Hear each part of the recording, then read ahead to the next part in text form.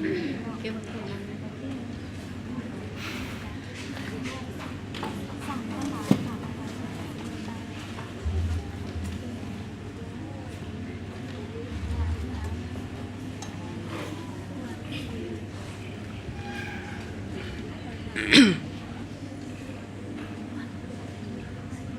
บายดีบรรดาคณะกรรมการครูอาจารย์และหมู่เพื่อนนักเรียนทุกคน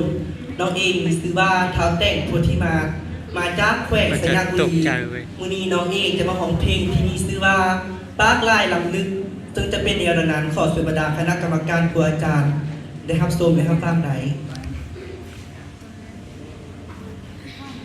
ปากลายนี่นะงามเหลือขนาสายน้ำไหลผ่าข้าเคยพึ่งพาสายเคยมีคนหักสลักฝังในดวงใจ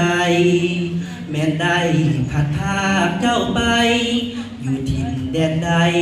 ฝังใจบ่หายปากลายเจ้างามสมคำลือสาปวงสนทุกทั่วหน้าไปมาเบยามเที่ยวสมต่างก็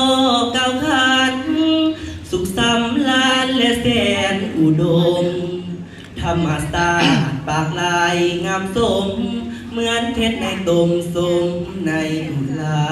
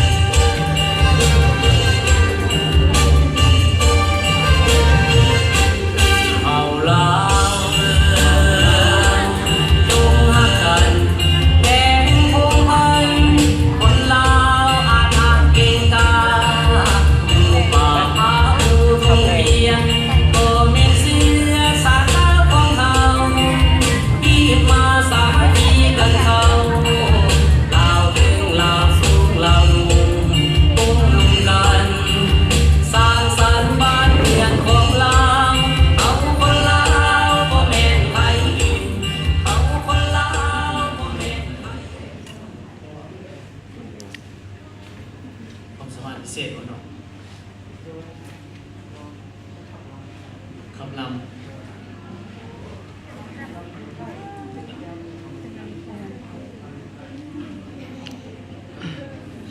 ลำของไทย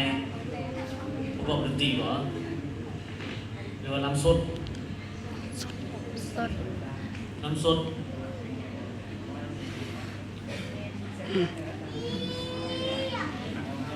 หมอแคนใจที่ท้องกันเลยเอาละโอ้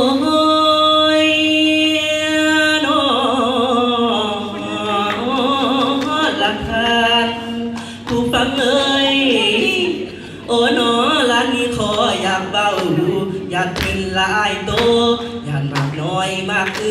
สีแลนตำมาแต่น้องท่านเอ๋ยเดินมาเที่ยวเมืองคอยแดนถิ่นป่าขายอมป่าขายอมคนเคยแซวแม่นอีลีเด้อท่านมันประสานประสายน้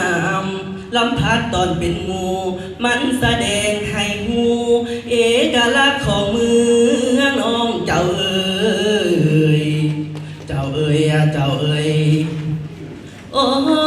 ย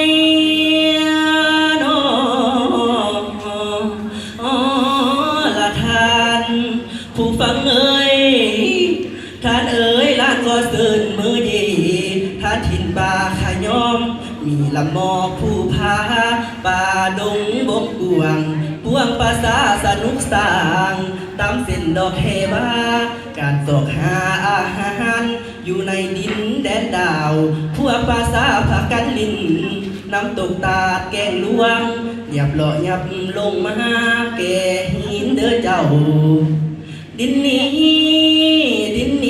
ยังเป็นฝูงเขตบ้านท่าถิ่นสาวลาวเทิงสาวผู้ไทยโซภาปากจากก็บ้านจอย ทุกหมู่สนสุมคอยน้ำใจดีกับเพื่อแพ่แขกมาแวะต่างบ้าน เอาของต้อนฝากทานเอ้ยเจ้าเอ้ยขอบใจ